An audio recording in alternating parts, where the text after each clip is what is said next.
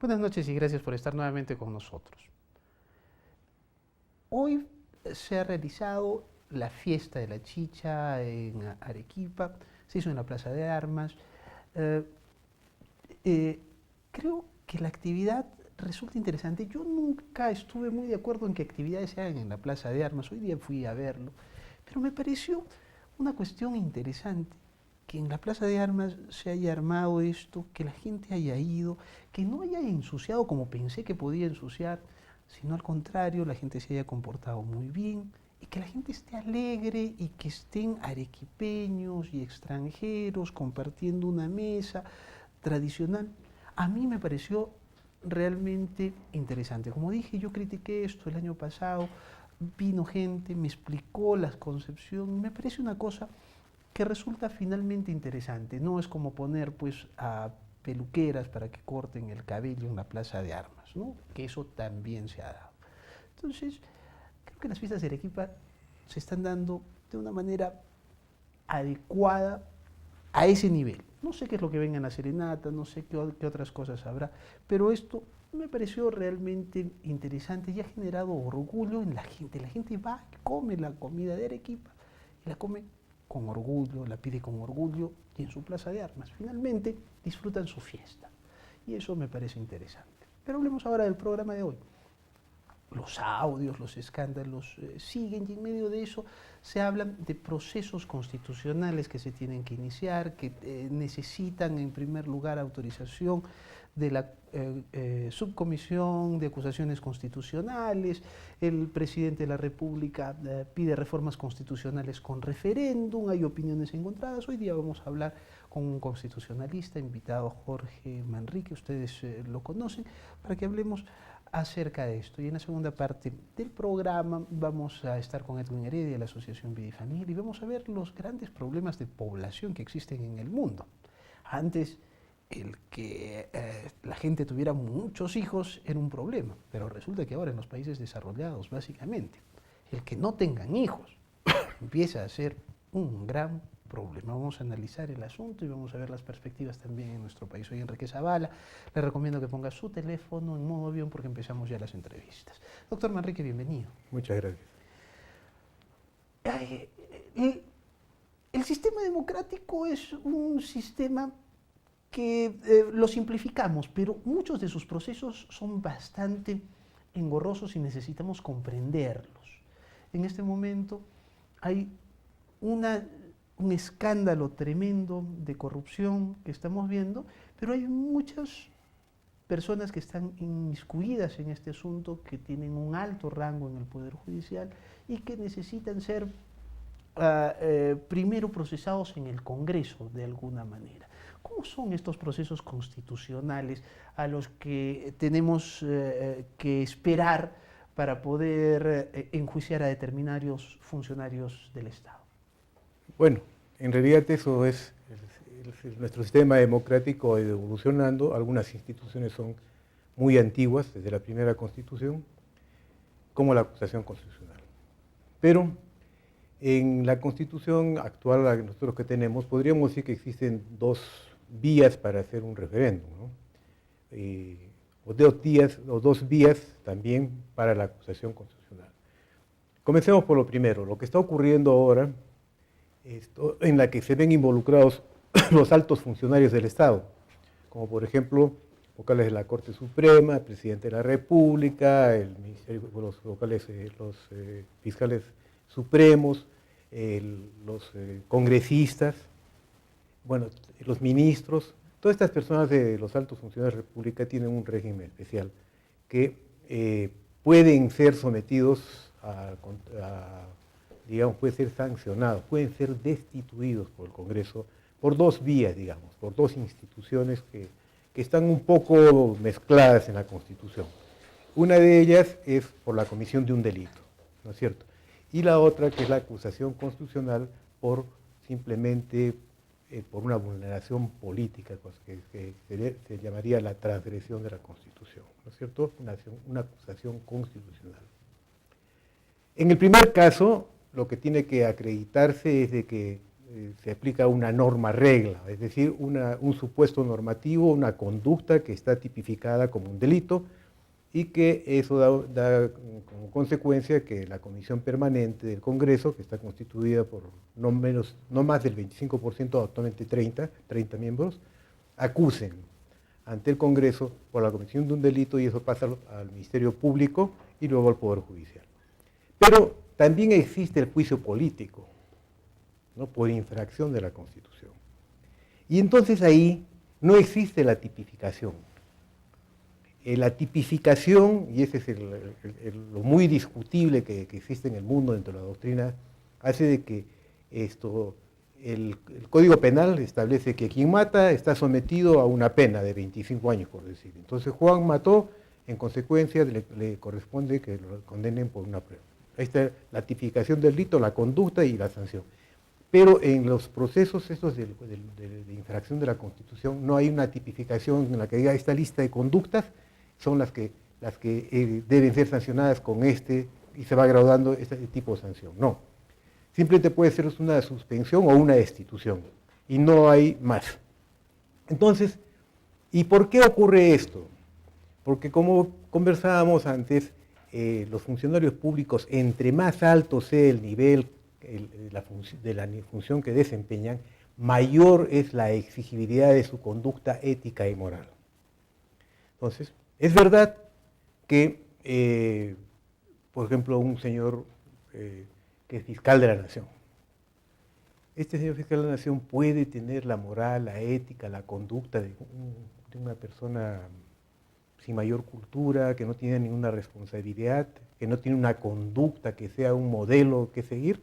No, a él se le tiene que exigir, a todos estos funcionarios, altos funcionarios, incluyendo los congresistas, se les tiene que exigir un alto nivel en su conducta ética, en su conducta moral, en sus costumbres.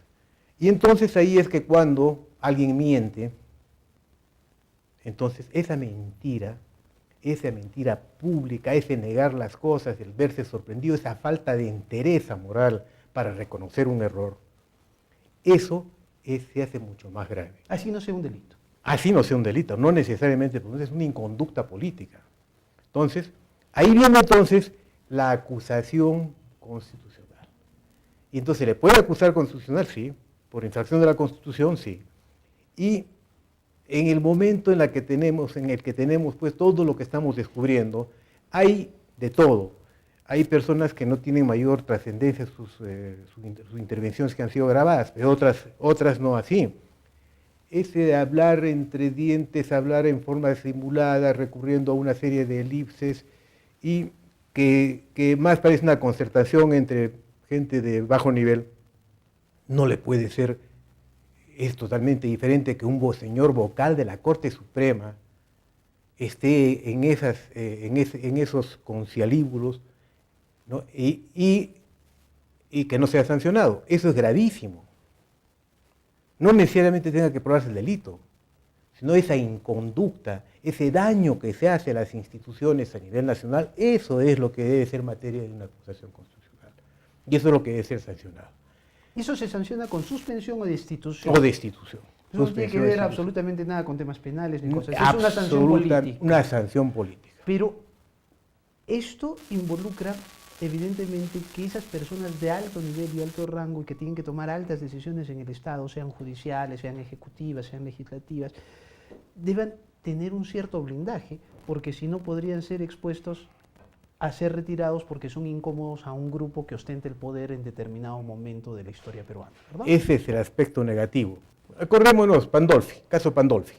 Pandolfi, primer ministro de la época premier en la época de Fujimori, se pide su interpelación debido a las declaraciones del Vaticano. El Vaticano era este maleante que había sido delante de las cámaras drogado y que había aseverado que le había pagado a Montesinos un montón de plata para que pudiese utilizar los aviones del Estado de las Fuerzas Armadas para llevar la droga, ¿no? y que incluso ofreció pagar la deuda nacional.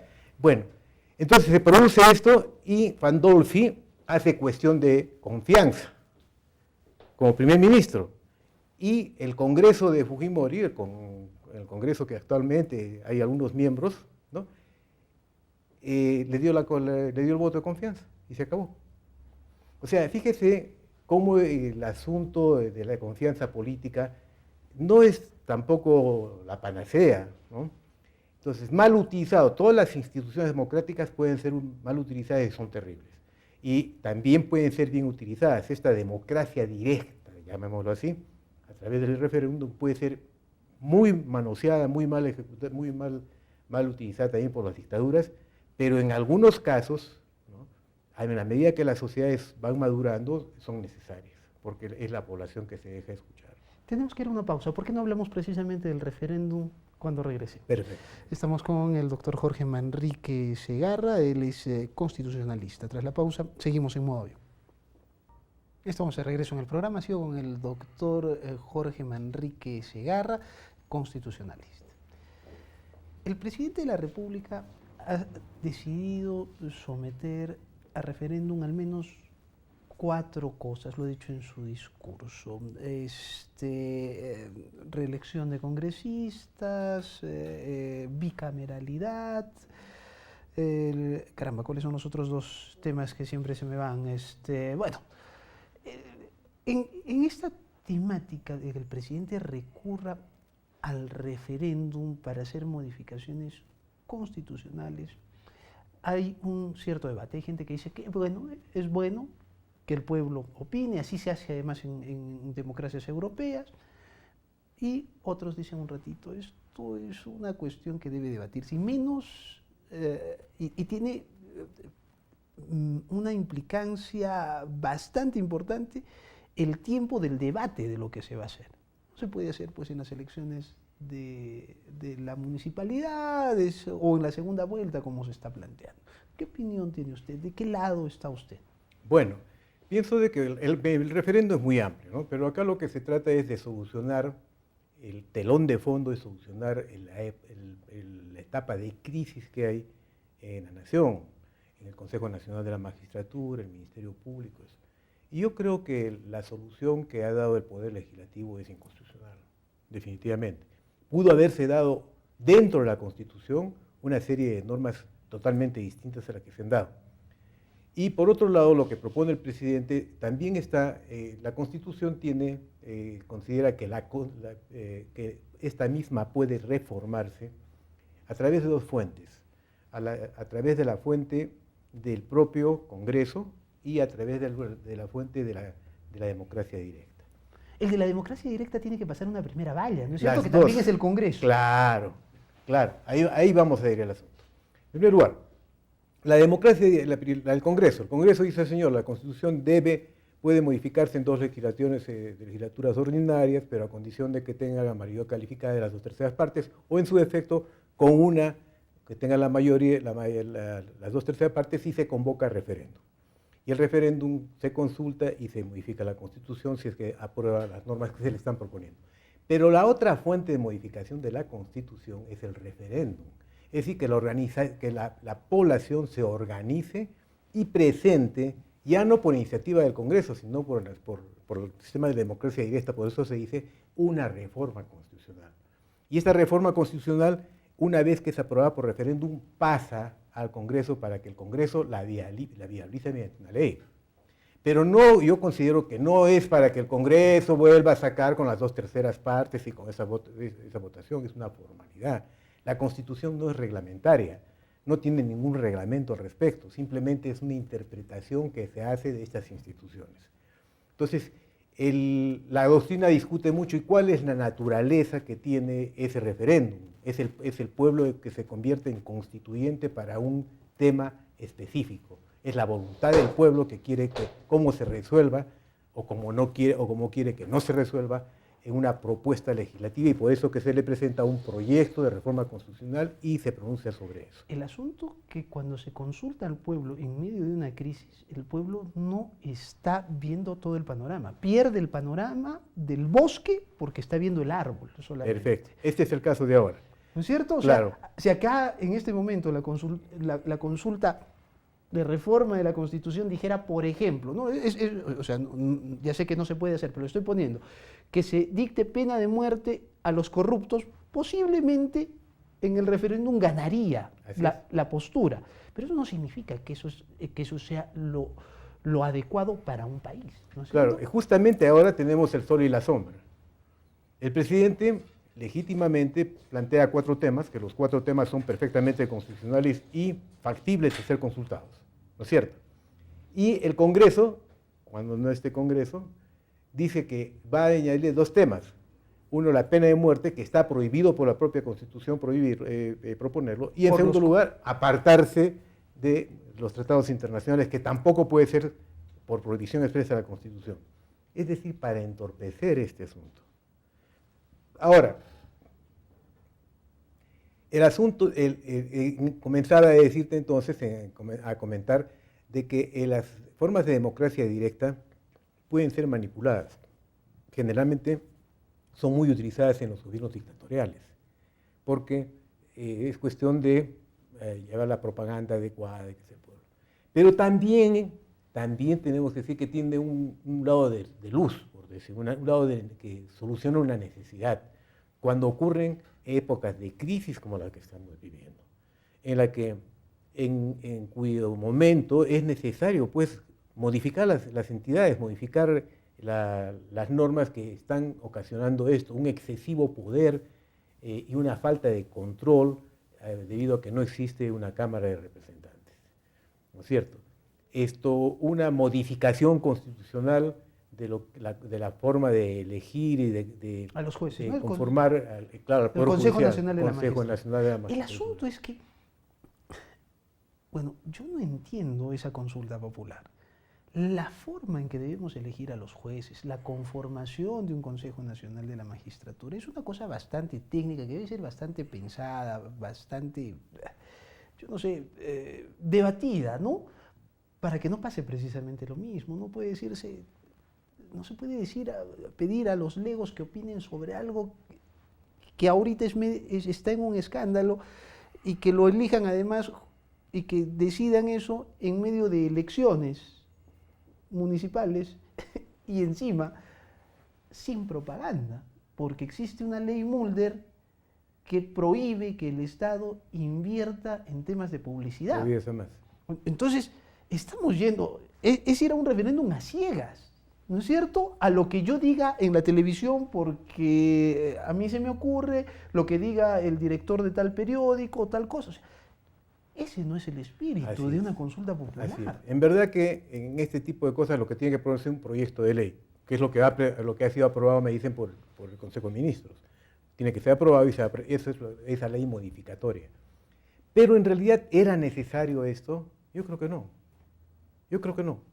Porque es bueno cómo se ha diseñado la institución, cómo se puedan elegir los jueces, sí. ¿Cuál es el problema? No es el mecanismo infraconstitucional, o sea, cómo se ha reglamentado eso.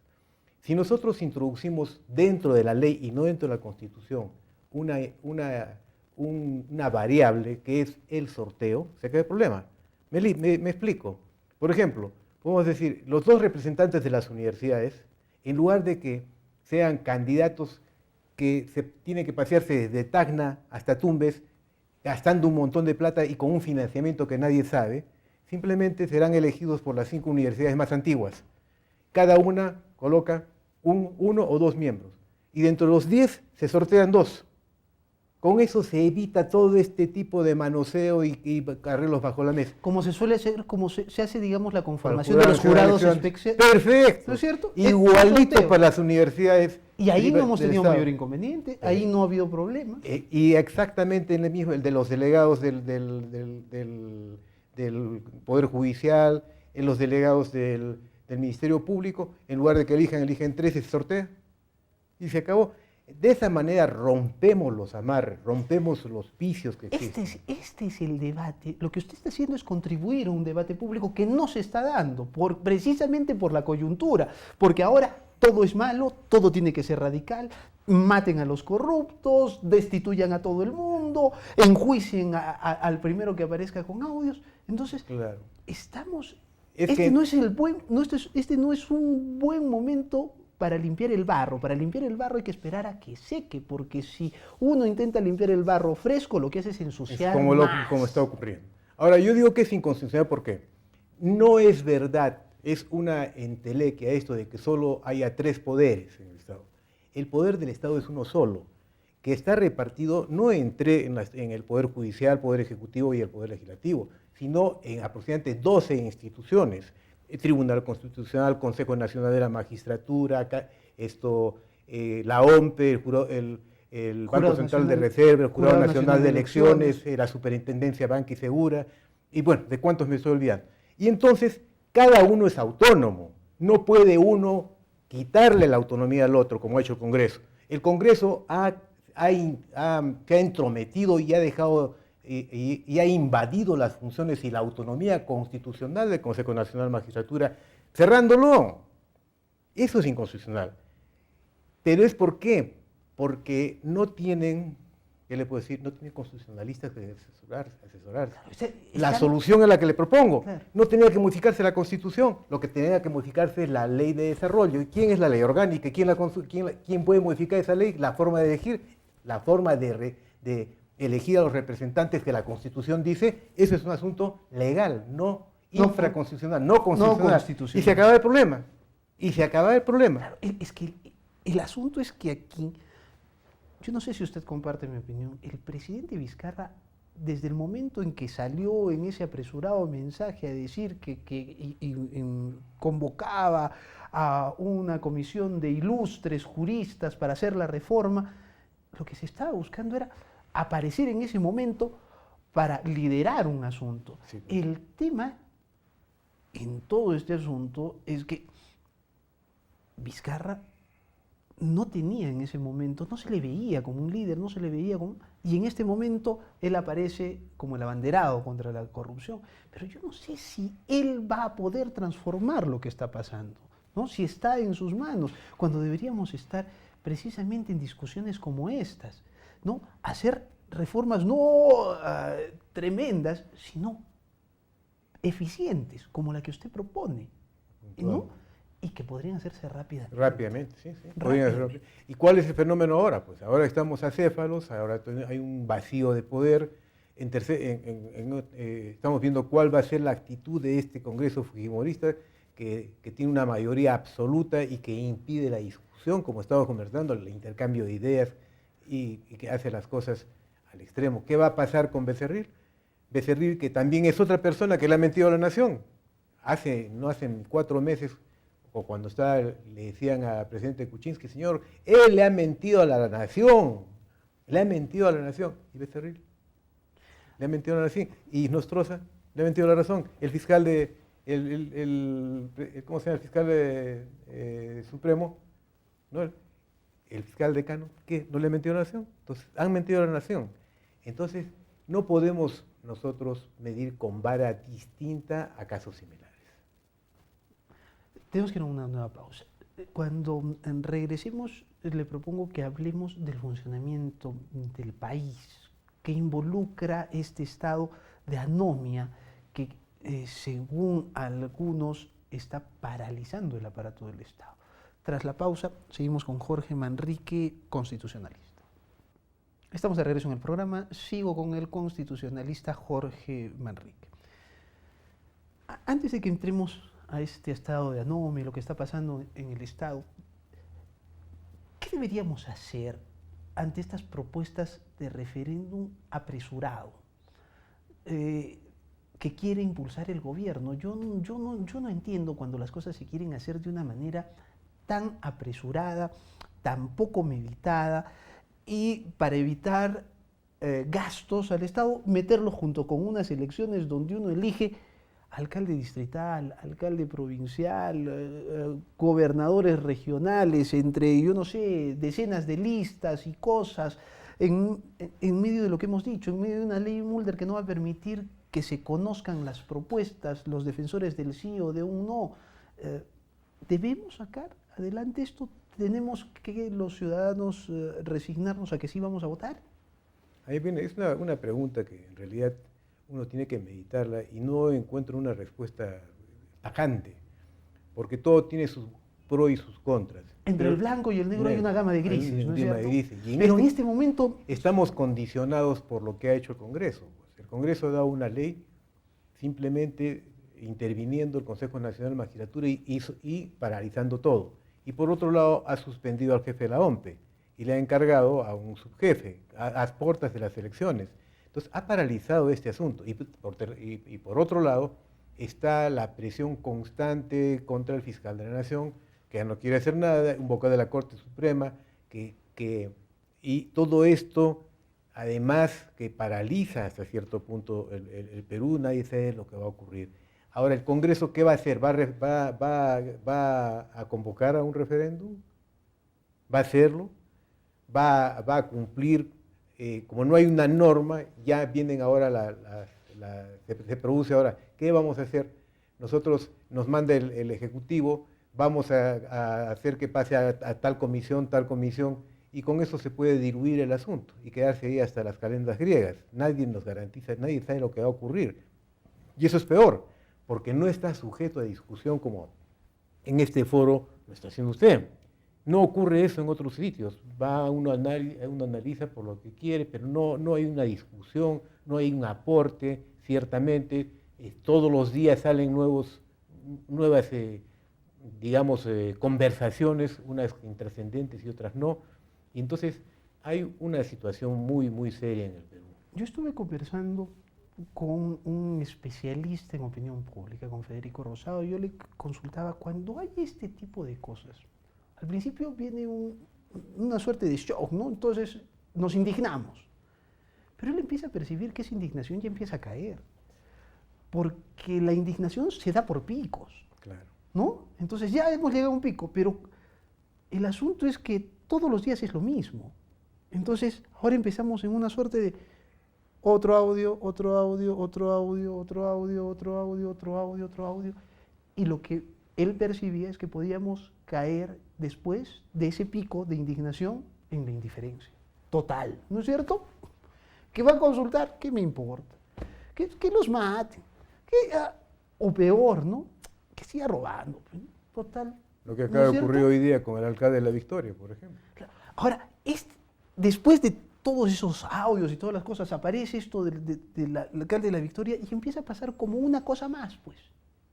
¿No? Y la Bayato ya se olvidaron. Se olvidaron. Y Orellana antes, ¿no? Que era la corrupción de la justicia privada, con los que se llama con los arbitrajes. ¿Usted cree que vamos a poder, que vamos a caer en esto? O sea, que podríamos después llegar simplemente a la indiferencia total de lo que pasa. No creo, eso es peligroso. Y eso es muy peligroso por lo que está ocurriendo. Y eso es lo que justamente es lo que antes de manifestaste, cuando dijiste la anomia. ¿Qué es la anomia? ¿No es cierto? Es el estado en que llega una sociedad a que ya tiene un desprecio por las reglas, por la moral, por los principios. Esa anomia, esa falta de valores, esa falta de vigencia de la ley, de cómo sacarle la vuelta, todo el mundo le saca la vuelta a la ley, Aristóteles le llamaba como la oclocracia, ¿no es cierto? O sea, que ya es la desnaturalización de la democracia, la absoluta, llegar al fondo mismo. Y yo me temo que estemos en esta situación, porque si donde vemos todos los poderes, toda la administración pública y privada, desde la época que vimos lo que vimos como montesinos, no ha cambiado nada. Ese es el asunto. ¿No cambió o se corrompió nuevamente? O sea, porque yo le decía, yo en ese momento la esperanza era las fuerzas democráticas vienen a arreglar este Estado, ¿no? Bueno. No lo arreglaron, siempre estuvimos así, o sea, la enfermedad continuó y nadie la trató, o caímos. No se trató a la sociedad. Imagínense un golpe tan grande. En primer lugar, la gran corrupción que se vio ahí. Es una sociedad enferma, es como poner una criatura que mire tanta violencia y después nadie la cura, que se cure pues sola. Y lo que es peor, cuando Fujimori vota toda la empleocracia, todos los miembros del Poder Judicial, del Ministerio Público, ¿y a cuánto se manda a la cárcel todas estas personas? A 50. ¿Y esto? ¿Y el resto dónde están? Ahí. Entonces lo que se hace después, se le pone una capita de yeso. Pero por lo bajo sigue este estado de anomia, este estado de corrupción, esperando el momento de salir. ¿no es cierto? ¿Y cuándo ha salido? Cuando nuevamente ha vuelto este sistema diría yo, de mayoría absoluta, de imposición de la fuerza, de la arbitrariedad que está ocurriendo en nuestros días con la mayoría fujimorista, ¿no? Nos quedan 2 minutos. Quisiera hacerle una pregunta. El asunto es que cuando pasan estas cosas, la gente se radicaliza en una parte, ¿no? Sí, pena de muerte, sí esto, cosas por el estilo. Pero no se ponen a pensar que después esto puede revertir. O sea, cuando se toman decisiones tan drásticas de manera impensada por una coyuntura, uno se da cuenta que el ciudadano común y corriente, el peruano común y corriente, después puede quedar atrapado en medio de eso. Así es. Nosotros organizamos una democracia precisamente para que el ciudadano se defienda de los poderosos. Porque enfrentarse al Estado pues es terrible. Y si es un Estado corrupto, peor. Entonces, ¿no cree que en estos momentos podríamos tomar algunas decisiones de las cuales nos arrepintamos? Por ejemplo, se dice, quitarle a los legisladores la inmunidad, quitarles el tema de, ¿qué se llama? El juicio político a un magistrado supremo.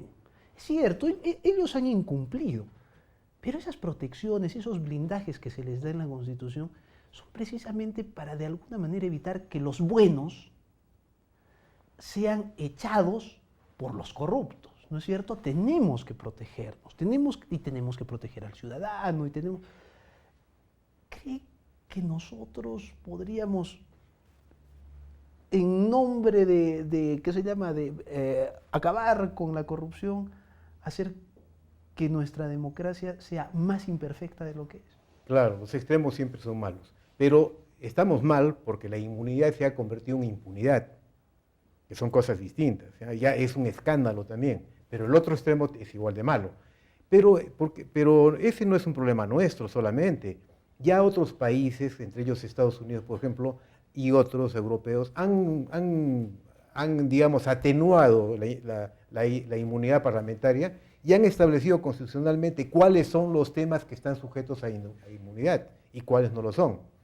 Acá, como no hay ninguna reglamentación del asunto, simplemente la mayoría dice, no te doy, pues si puedes hacer lo que te dé la gana, tienes carta libre y se acabó. Y así la Corte Suprema haya establecido la comisión de un delito de cualquiera que este sea, si no hay opinión pública no pasa. Pero si nosotros tomásemos como referencia estas medidas que limitan la inmunidad a lo que debe ser a su esencia, que es el poder legislar sin ninguna presión, y que sea fiscalizar con protección. Claro, y enumerar los temas, los demás temas, entonces ya no habría la posibilidad de desnaturalizar como se ha desnaturalizado la inmunidad. Ese es el problema. ¿No? Hemos desnaturalizado nuestras instituciones. ¿No? Claro. Doctor Manrique, le agradezco mucho por haber estado con nosotros. A usted las gracias. Jorge Manrique, constitucionalista. Nos vamos a una pausa. Regreso con Edwin Heredia de la Asociación Vida y Familia. Vamos a hablar sobre los problemas de población en el mundo. En Europa envejecen y ya no hay tasa de restitución. ¿Puede pasar eso aquí? Lo veremos tras la pausa.